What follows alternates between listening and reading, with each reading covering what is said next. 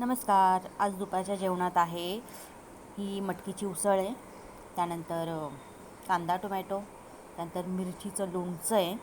माझ्याकडे बरेच प्रकारचे लोणचे आहेत, तर त्यातलं एक. त्यानंतर घावण आहे, चपाती आणि पापड. आज वरण भात नाही बनवला, खायची इच्छा नव्हती, त्यामुळे आता संध्याकाळी वरण भात बनवणार. तर हे आहे दुपारचं जेवण. तर हे आहे घावण, याला पेजुरी बोलतात, नीळ डोसा बोलतात. तर कसं बनवतात ते तुम्हाला दाखवते. तांदळाचं पीठ जे आहे ना, भिजवून घ्यायचं, पातळसर असं भिजवायचं ते. आणि पिठाचा तवा किंवा नॉनस्टिक तवा यूज करू शकता.